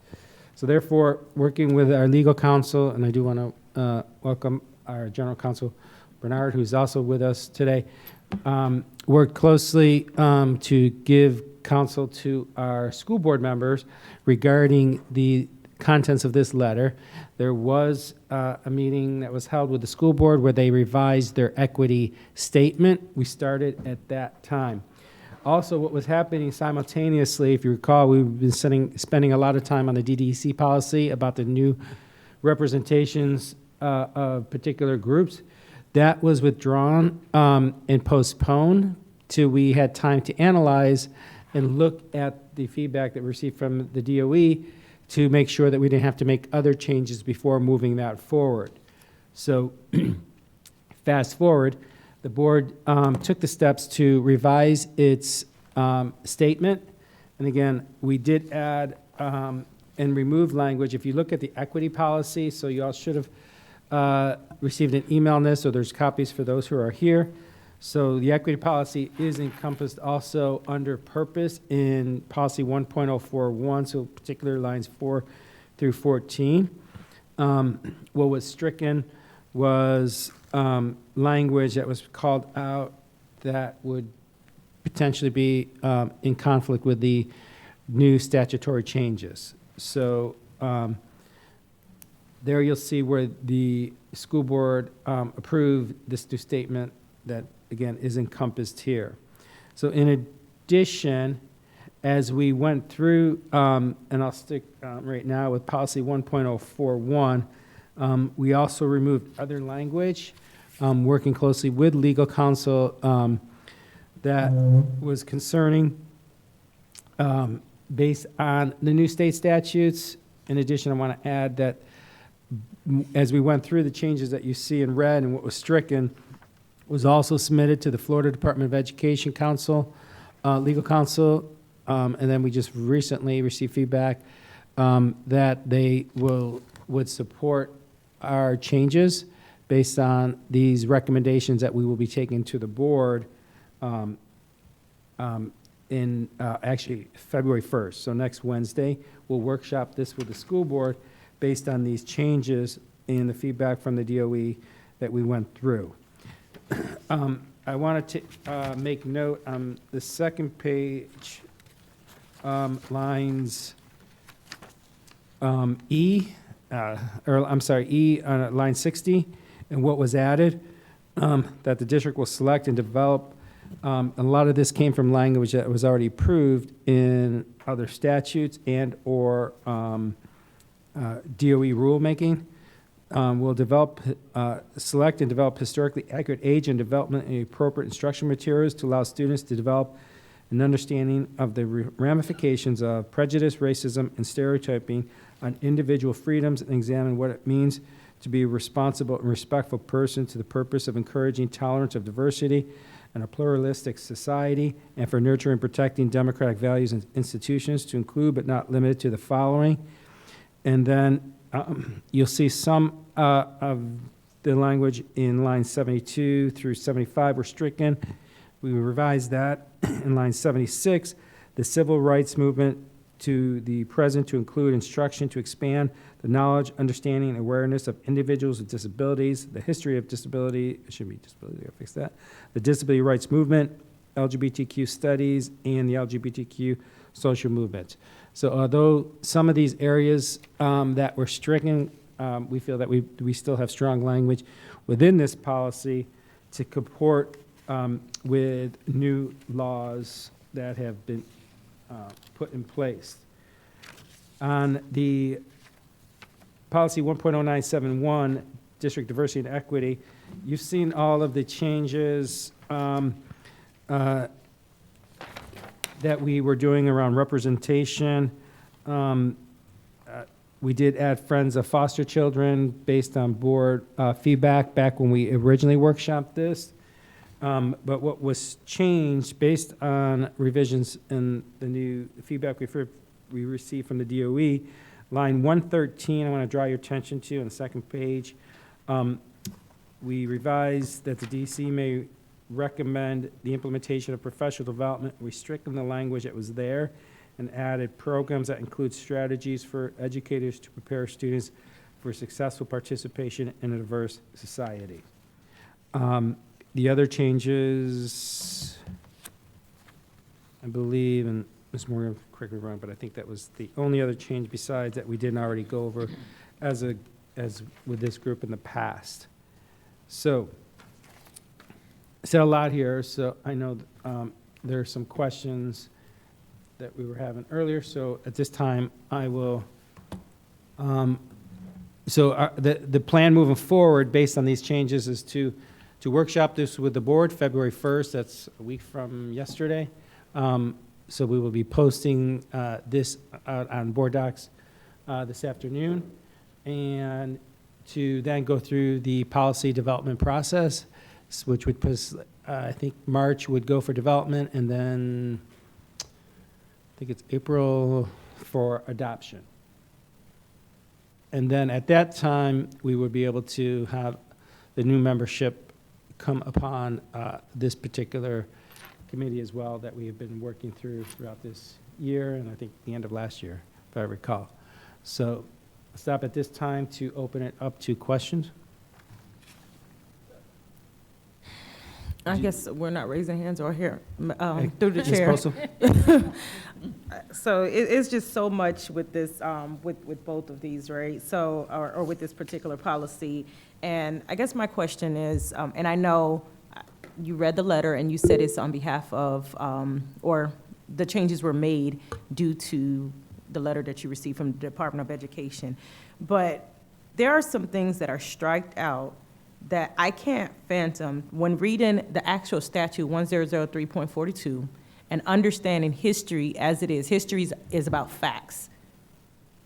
100%, 360 degrees around, it's about facts. So the district will select line D and develop instructional materials that are historically accurate. I mean, we just fired a couple years ago someone who we thought wasn't historically, who said something that wasn't historically accurate, or and represent experiences of a diverse school community.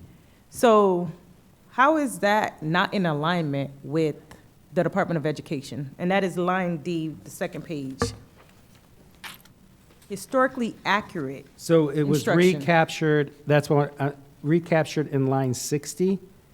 So the district will select and develop historically accurate there. Age and developmentally appropriate instruction materials to allow students to develop an understanding of the ramifications of prejudice, racism, and stereotyping on individual freedoms, and examine what it means to And be. okay, so I can understand that. So Maybe we I said it. recaptured it there. Okay. So that makes sense. Because we wanted to encompass the LGBTQ studies as well as disabilities, Yeah. But throughout the other all documents. into one section. Okay, and then another area, and someone else can go because I wrote my notes and then I grabbed a different form. I grabbed a different notebook, so Dr. Mendez and then Ms. Spiro. always come back. Okay. Yes, so as a committee that's supposed to advise the board and the superintendent, are we going to offer feedback, specific feedback on this, or is this done till the workshop? So you can ask, yes, we can talk about feedback and then we can take that under review to see if there are other potential changes that you'd like to see. See Okay, if it would- on line 52, the district would identify and address educational practices. So they deleted systematic deficiencies and they changed it for educational practices that create gaps in academic achievement. There are practices that are not educational that create gaps in achievement and academic achievement. Those are practices that have to do with biases that are systemic. So I suggest that we keep the word systemic and educational practices that create gaps in achievement. We know that a lot of practices are not based on any educational base, but just on things, on biases. So I would keep the word systematic before educational biases. Online, If we can just talk about that first, so I think systemic is a word that is used in new statute that can be problematic. We could, it's a censored word, right? Like in a dictatorship, the words that cannot be used. Okay, we need a synonym. we could say, yeah, like Yeah. district policies, district school policies. We could change educational without using the word systemic. Yeah, nothing wrong with educational. I would just say, there are practices that are educational. They have some pedagogical support behind, but there are some that are not. So maybe we could say widespread or we can't say biased either, right? Because that's censored as well by the dictator. Based on how I interpret the statutes, I would agree that we cannot say that. Okay. No racism, no bias, Dr. Mendez. This is ridiculous. It's inequities. All right, we'll go to your second section. Can I follow up on that before she moves on? Yes. Dr. So Robinson? I just want to follow up for clarity from Ms. Mendez. So, because I was thinking systemic educational practices, but is the intent to also imply that there are things outside of the school system that help to create gaps?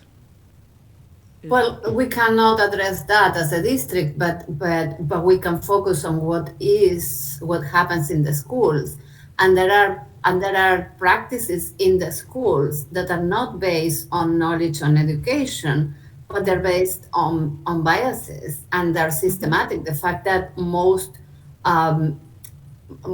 students who are in special education classes are African American or Latinx students, there is no educational base for that, but it's systematic. It happens widespread. So that this policy would not preclude us, like for that example, that's a great example, would not preclude us from looking at that representation, overrepresentation of a subgroup. That those kind of practices that I think you're thinking about, this would not keep that from occurring. So we could still go forward looking at that issue, right? When there's an overrepresentation. So that this would not stop that from happening. Okay. And then on B, on line 55, inhibit the success of students. I would say the success of all students, since apparently we cannot be specific enough to write the different groups of students that we have. I would say at least success of all students. That's not a forbidden word. And then on line 57, the way it reads, the district will commit to allocating financial resources to address the needs of students who require additional interventions to achieve academic success. This is the language that puts the blame on the student. And it's like, oh, the poor kids, they need more. So I'm thinking maybe the district will be committed to allocating financial resources with equity or in an equitable way to address the needs of students who may require something that it's not that it's their fault, is that it's just the equitable thing to do. So I would say something like that. And then on if I could say earlier in the statement, on top it says on line 7, under the school district of Palm Beach County will provide each student, regardless of race, ethnicity, etc., access to any and all opportunities, resources, and support they need to develop agency voice and achieve their dreams. I think this just further defines it on that particular line. Okay. Could I? And then on line 63, we talk about tolerance. It says, examine that it be to be responsible, respectful person for the purpose of encouraging tolerance of diversity. Like really tolerance, we're not in the 80s where we're talking about tolerating those who are different. I think we had to go beyond tolerance and we had to encourage value in diversity. Tolerance is a very low bar, I think. It's like tolerant, yeah, I had to deal with you because, I had to, you're there and I had to tolerate you. And I think as a school district, we want to teach students to value the diversity and difference. I don't know why that word is there. It's so. So this is where we took language that was already approved in either statute or DOE rule. This is statutory language that was already approved. That would not be problematic. So we can't change. So that value is used everywhere else. It's not value diversity is in another parts too, and it hasn't been censored, I think. Tolerance, of course, it clearly expresses and reflects what some people think about diversity, but hopefully, I don't think it expresses the mission and the vision of the school district. I think as a school district, we want to go beyond that. And including tolerance there doesn't show that we want to go beyond. I would strongly recommend that we change tolerance for values. Words matter. If they didn't, we wouldn't be doing this work now. Okay. We'll look at that. And then. Okay, I know I talk a lot and I just let someone else go ahead. Sorry. Ms. Spiro was next, and then Doc Robinson. And then, Yeah, I just had a comment about one of her comments, so. Okay.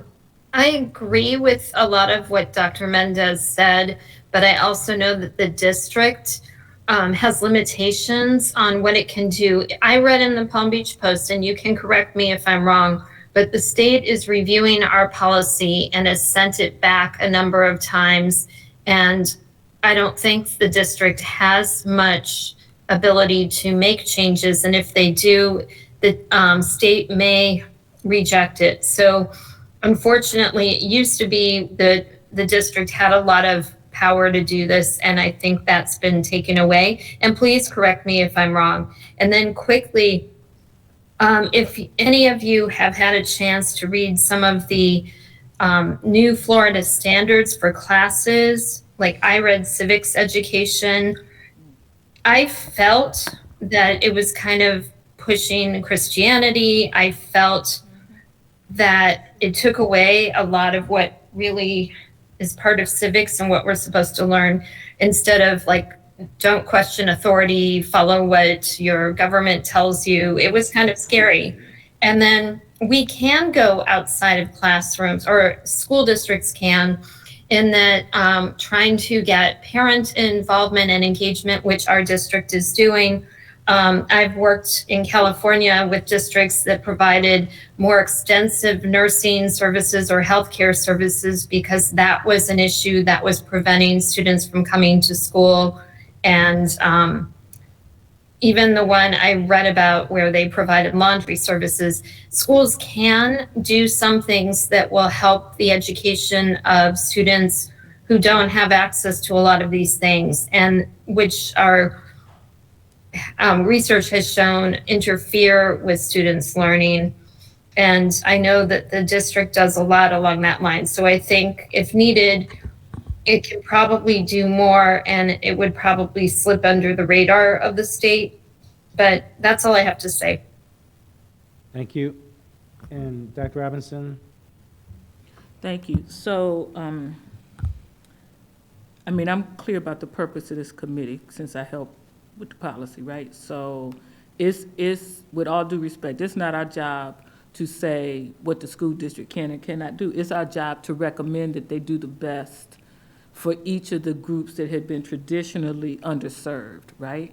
Now, and I know, in legal counsel between this meeting and the board meeting, legal counsel will tell the board, oh, don't say that if you can't say that. I mean, but that's not our job, right? And so I don't want to create barriers for this committee's advocacy based on what we think the school board can and cannot do. And so along that lines, I want to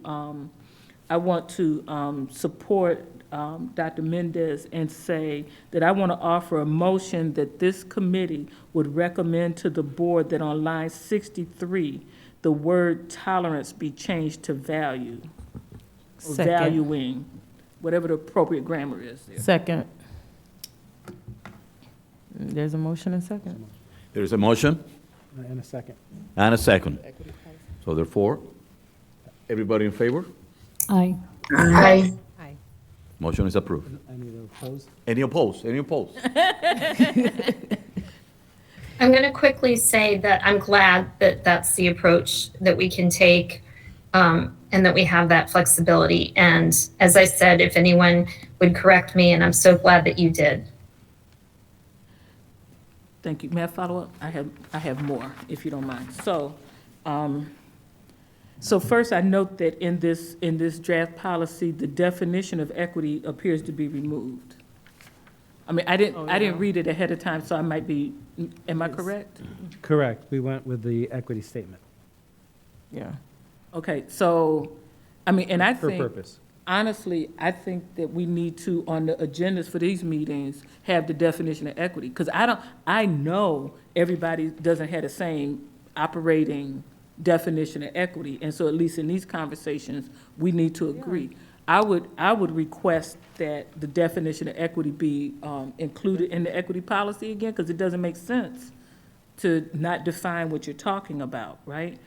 The other thing that I want to point out, so let me ask this well, no, I'm just gonna say what I think instead of, okay.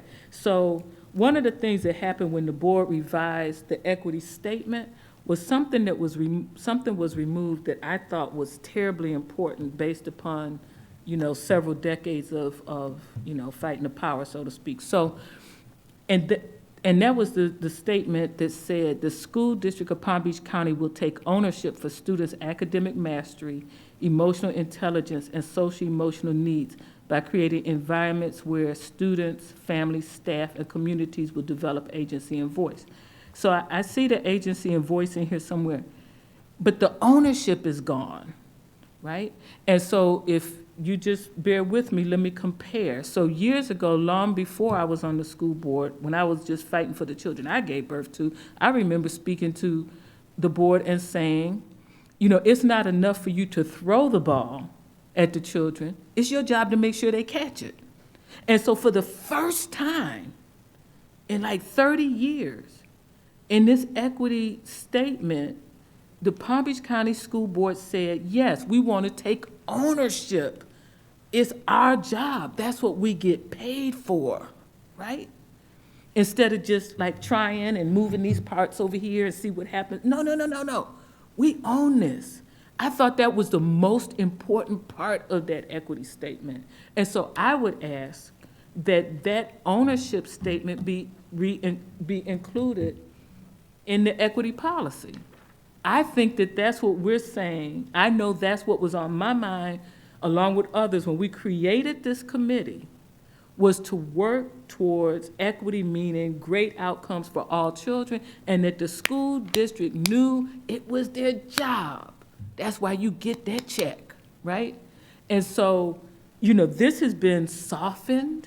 We start talking about opportunity and access.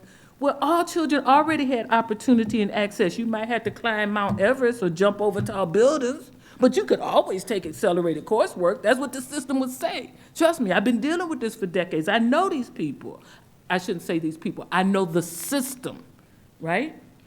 And so I'm just asking for some conversation about the ownership statement being included in this policy before I or anybody else makes a motion. Where's that from? The What you ownership read? statement? Yeah, what's that It was from the Original. equity statement that the school district approved last year before everything caught on fire. I have a question if I may. So we'll have to look at that. I'm not sure where it might go. And if it, I think it goes right after the first paragraph. In my head, you say you take ownership, and then you say the how is that you would provide each student, you know, right? That's So, my first we thought. have language that I think is the spirit of ownership in lines 33 to 35, that this will ensure that each child receives what they need to develop their full academic and social potential and to cultivate their unique gifts, talents, and interests That's that right. reside in every child. So I think the ownership is That's the implied. within- why. It's implied, as you said. Well, The whole previous purpose statement of- was a clear statement. We own this. And that the policy, the whole purpose of the policy is about ownership to ensure the success. Yes. And so I think it needs to be stated up top along with a definition of equity. If the word's not on the ban list in the state of Florida now. I would like to make a motion that we include ownership in the policy. Reggie seconded. Can we We have a motion have a motion and a second. and a second. Oh. All in agreement? Say aye. Aye. Aye. Sorry. Can we have a little discussion about that before we take a vote? I'm a little confused what you mean by add ownership. Are we adding the word ownership somewhere? Or are we adding the idea of, like, what sentence are we adding? Well, I would prefer not to give a sentence because that's going to have to go through legal and everything, and we could probably spend a lot of time wordsmithing it. Can you read the sentence with ownership in it? It was the school district of Palm Beach County will take ownership for students' academic mastery, emotional intelligence, and social-emotional needs by creating environments where students, families, staff, and communities will develop agency and voice. And we know we can't add that because social emotional is It's banned. banned. Yep, it's one of the Right forbidden now, words. if we could, So we have this if we cut that off, that sentence at right before social emotional learning, read that stopping there? The school district of Palm Beach County will take ownership for students' academic mastery. I mean, we could just, we could just say the school district of Palm Beach County will take ownership for student success. Yes. That's it. And then go on to the rest. Yeah. So I heard a friendly amendment. I second that friendly amendment. Do we have a motion? Yeah, The motion was, that was a friendly amendment to the motion. To the motion. Yes, so we got to vote on the friendly amendment. Yeah. Vote on the friendly amendment. All in favor? Aye. Anyone Aye. opposed? Now you got to vote on the entire motion. Now the entire motion, let's vote on it. All in agreement? Aye. Anyone opposed? So the motion moves. Thank you.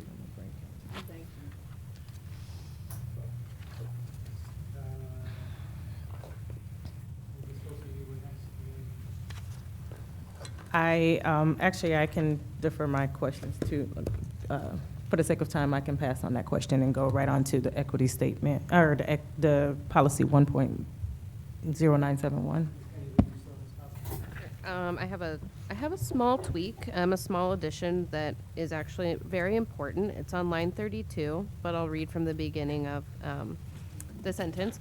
The district will adopt policies and procedures that promote diverse and equitable access for all students, regardless of race, ethnicity, language, culture, gender, gender identity, sexual orientation, religious and spiritual beliefs, economic status, or physical and learning abilities. The addition that I would suggest is to add "and expression" after gender identity, to include gender identity and expression.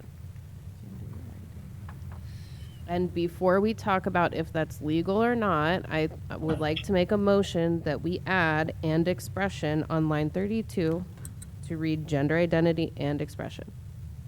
Yeah, I saw the same. It's not I do included think we there. need to have legal weigh in on that, because I think that could be problematic. I don't know, or do you prefer to talk about it? To add "in expression"? Yeah, this has come up previously. I think that one of the things that we've suggested, and I know that we have Lisa Carmona here that can speak to this in more detail, is an or expression, but it's certainly something that has been flagged by the Department of Education. Can you just give a definition of the difference between identity and expression, just so we all are very clear what we're talking about? Sure. And identity is what you feel on the inside. Expression is external, how you present yourself to the world. So that was in the policy before, and then it was sent back as rejected and or expression.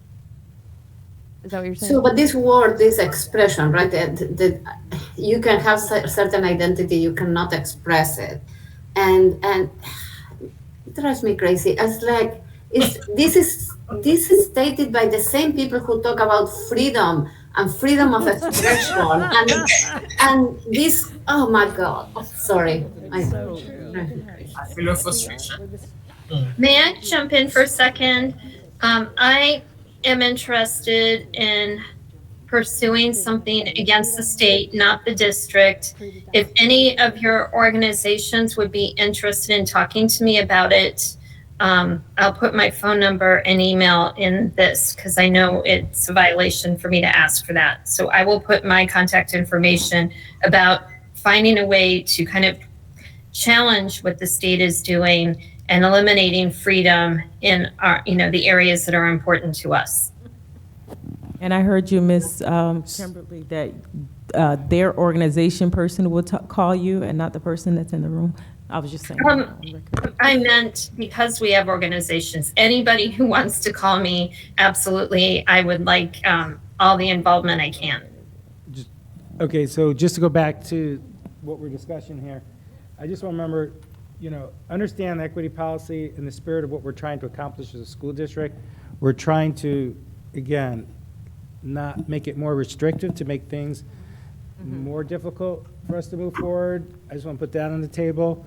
There's been a lot of challenges, a lot of letters coming down from the school district. So as someone who works through a lot of those issues, I also want you to be mindful of what we're trying to accomplish in the spirit of the work, that we don't make it more restrictive. But did you have a comment, Ms. Bernard? Well, yes. The statute, and the reason why it was flagged by legal, because it was flagged by the Department of Education, is the statute very clearly, and there's legal concepts where typically, when statutory language has been changed, it reflects the intent behind it. And so there were some specific language in the statute that was once in and that has been removed. For example, they replaced the word gender with sex. And so the mere fact, and we went and we looked at, I believe, the county ordinances as well as statute, where expression is not there. And so taking all of that into account, the gender identity was something that we felt we could keep in, but the mere fact that it was taken out suggests very strongly the intent to have that language not in there. I would like to laud the school district for trying to keep the spirit of what was initially written. And I know that there were several versions, and each time more was chipped away from that by the state. But I still appreciate the fact that within the statute, there's been creativity and a strong attempt to still try to maintain as much as possible of the spirit of the initial, the policy that was the school board worked so hard on, and we worked so hard in providing input that I think there has been a really strong attempt by the district to try to keep as much as possible, whereas they could have just given in and changed the language to eliminate all of that. Thank you. I appreciate those comments. So, are you still moving a motion, Ms. Connie, or so we move forward? I hear what everybody is saying, and I agree. Like, I thank the district for putting in the work to make this still exist, but I don't want to take back my motion because I think it is a gray area that could be argued. So there's still a motion on the floor. I'm going to second her motion because a motion is simply she's bringing her feedback and Right, to the exactly. district point, the district could take it or leave it. And so I respect that motion, and whether we as a body agree with it or not, I respect the motion, and it is something we all seem like we agree in this room. Whether they do it or not, that's up to them. So I second the motion. So motion and second, so discussion. Motion and second, discussion? Two hands. Two hands. Amanda? Amanda? Hi, everyone. So yes, I would like to still be able to vote on it. Obviously, we make recommendations, and here, let me put my camera on. I was just doing some stuff, but obviously we make recommendations, and it's up to the board if they want to take them or not. And with the changes that we have, if this gets approved and we, make all of the changes that the state has forced us to do we think this is the last edit that will have to happen, or is it just going to be more and more and more? So some of the recommendations, this may result in this not moving forward next week. We'll have to consult with legal and the superintendent to get additional feedback from council at the state level. So we'll have to take that under advisement. This could further delay moving either policy forward. Okay. How would that impact when you're saying either, you're referring to 1.0971 as well? Well, we didn't get to that. There is really, right, we haven't, and there's very minimal changes with the addition that we had already previously. We had previously voted on half of the stuff that's currently on here. Correct. The But changes. we haven't finished discussion yet. So depending Okay. on if there's other motions that are made, so we haven't finished Oh, discussion. regarding, okay. So 1.041 right now, 1.041 could be delayed based on some of this feedback. And we'll be completely transparent, which is also further problematic because we already put on notice by the DOE to update and make changes. All right. There's still a motion on the floor. There was another hand for discussion, you said? It was, but that was lowered. Mariana? No. Yeah, she just. Mariana Blanco. Yeah. Mariana Blanco. Yeah, sorry, everybody. I'll turn my camera on. So I just have a question. If we We have a further motion on delay- the floor, Marina. Is We're the in question discussion. on the motion? We're in discussion. Yes. Well, you could go ahead with the motion. Right, so is it The on the discussion motion? related to this. Yeah, I just wanted to know if, no, it was not related to the motion. Go ahead with your motion. So I just, okay, go ahead. I have a comment related to the motion, though. We are at 3 minutes, so if we can focus on the motion quickly, and somebody have to motion to extend time, but we're at 11:57, just putting that out there. Dr. Robinson, go ahead. So I just want to respond to the comment about the delay, and so what I'm inferring is that then there would be more trouble with DOE.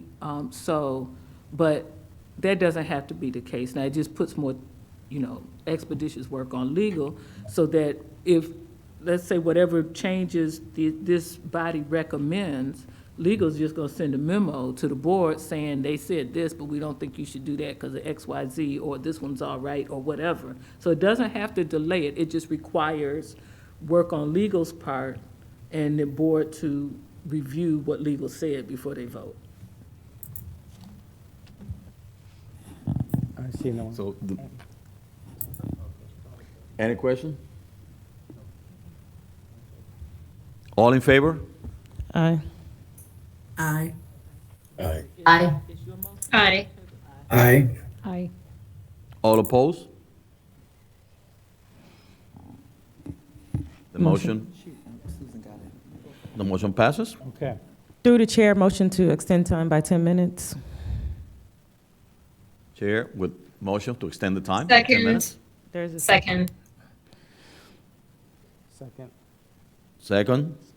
Discussion? All in favor? Aye. Aye. Extended, Aye. 10 minutes. Thank you.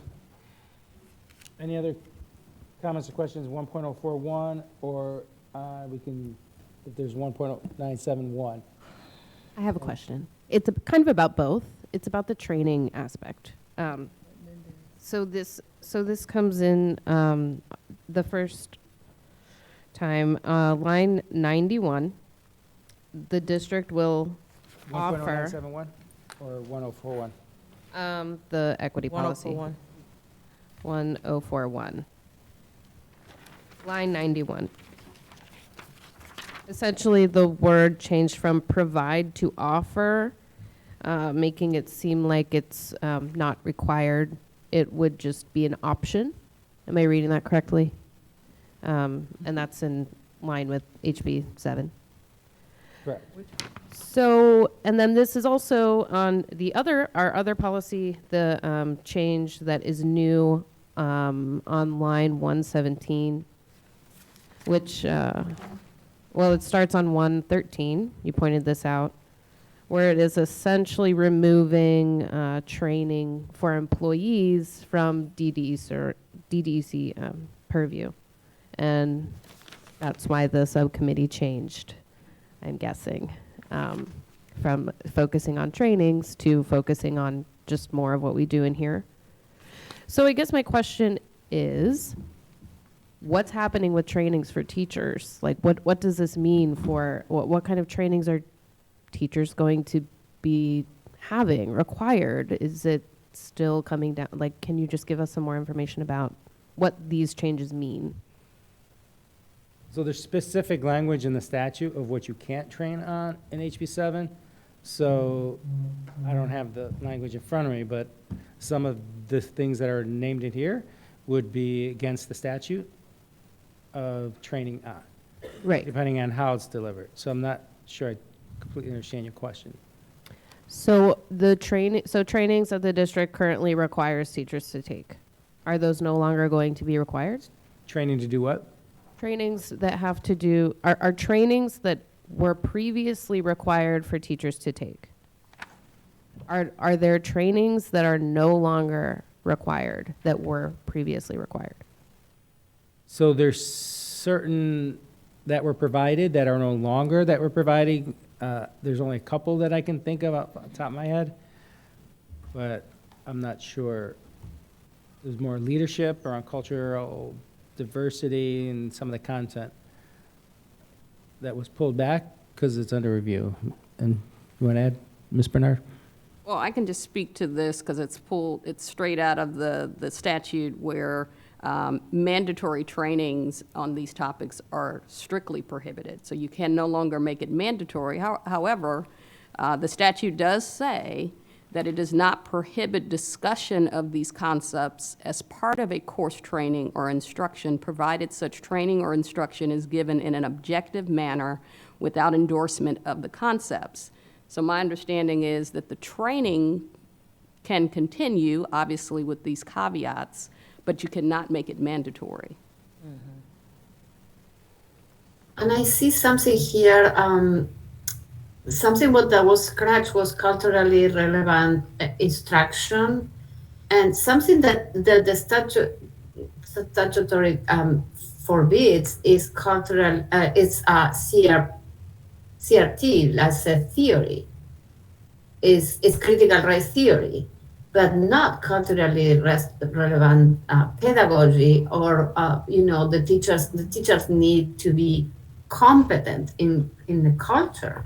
Otherwise, students will not be successful.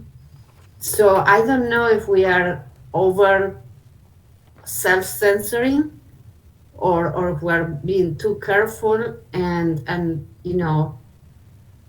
we're doing more than what we need to do. But I think that training in cultural competency and culturally relevant pedagogy is training in good teaching. And I don't know why it doesn't equate to critical race theory. It's not the same. It's about teaching.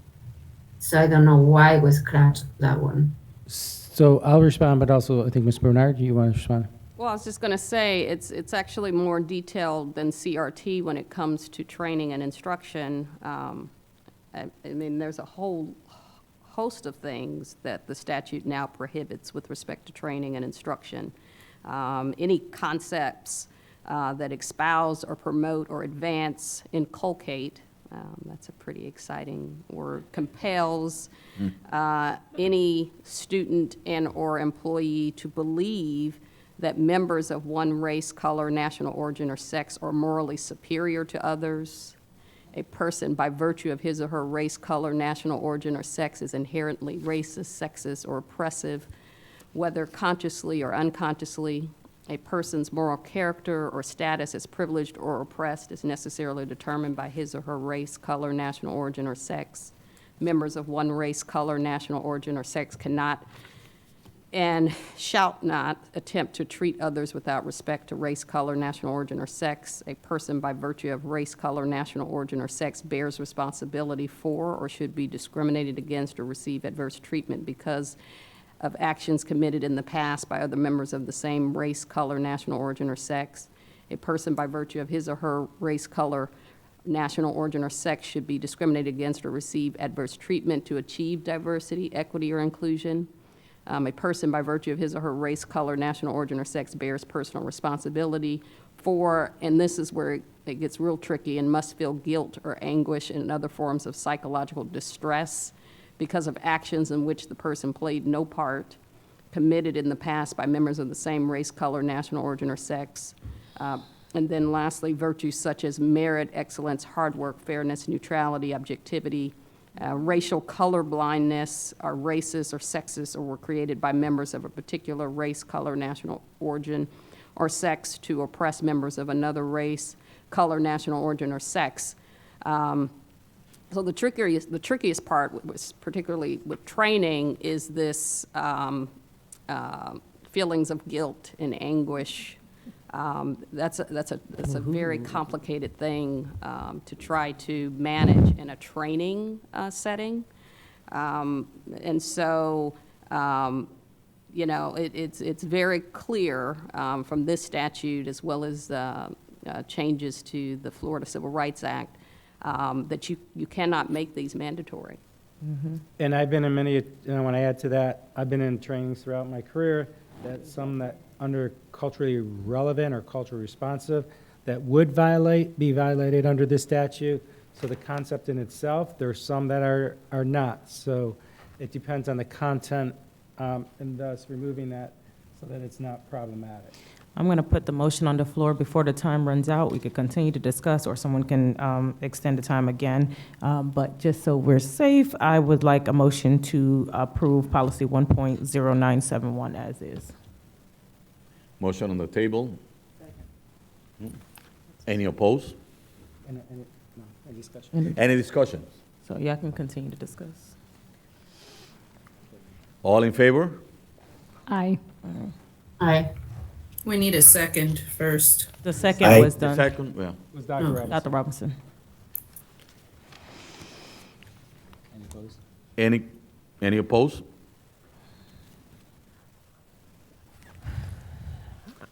Any additional comments?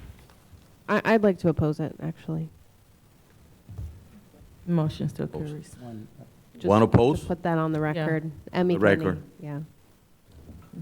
but the motion moves. Yes. Comments? Yeah, so actually, I have a question going back to the equity policy, just a clarification. In line 76 through 79, it looks like it was changed from instruction to expand the knowledge, understanding, and awareness of LGBTQ studies and the LGBTQ social movement. It looks like the new wording contains that to only the civil rights movement to the present. Is that Based correct? on what's in reviewing the curriculum and based on what's in the curriculum, that's allowed? Yes, that's what's included, based on what's allowed for That DOE. 10342 changed. So we can't discuss it prior to 1954-ish. We'd have to review the curriculum and see what is in the standards and what's the state allows for. Okay, thank you. I think there's a lot of things on this paper that we have to, there's a lot of things we're not going to agree on, but that does not negate that this committee cannot focus on ensuring that our kids have the best education possible. So some of those words are words, and they do matter. Words matter, but they don't matter to the Department of Education, obviously, and they don't matter to some people, and quite frankly, some people that might be in this room. But at the end of the day, words matter, but we can't get stuck on what we can't do, the problem. We have to come up with creative solutions to ensure that our kids have the best education possible. So, because of time, so the motion on 1.07 went through. We'll review the other recommendations in 1.041, and we'll have to make a decision whether or not we still move forward with that as a district for next week to workshop it, or if we need to get further feedback from the DOE. So that's all I have. Future topics, I know Dr. You had an answer on that question? I have an answer from Adam. He said, wait, there it is. Yes, on the demographics. They know the race and gender of those respondents. And once they are done with the SEQ windows, he will have a chance to do an analysis and update the dashboard. So he will be able to give us a report on the race and gender of who gave us, he'll give us a report of who completed the SEQ. SEQ? Yes. The question that Dr. Robinson had earlier. The question about what you asked for. He'll give us everything, he can give us everything we need.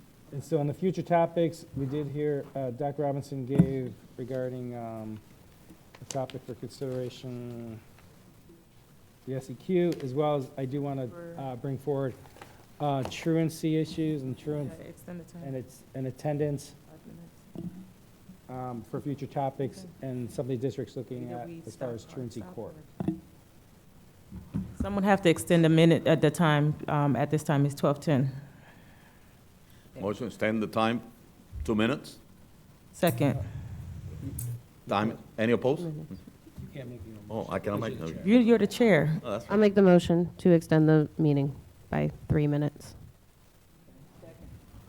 Any opposed? All in favor? All in favor? Aye. Aye. I have one thing to, sorry, were you done talking? Any opposed? Any opposed? Oh, sorry. Question for future agenda topics. I'm wondering about the timeline for the legislative platform and if we're going to be able to put, provide some input on that. It's done. That's done. The legislative platform is done for the school boards. When is that done, usually? Depends on when session is. This year, it's early session. It depends. It was done a couple months ago, a month ago. Can you guys send us what your priorities are? I can send that up. The board legislative priorities.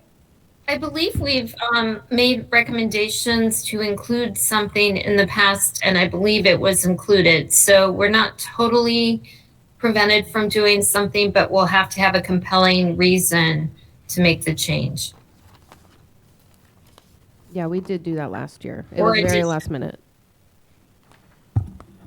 Just with the new business for agenda topics, there was something regarding the strategic plan that was supposed to be discussed at this meeting. I don't know if it's been pushed back or the content, but no.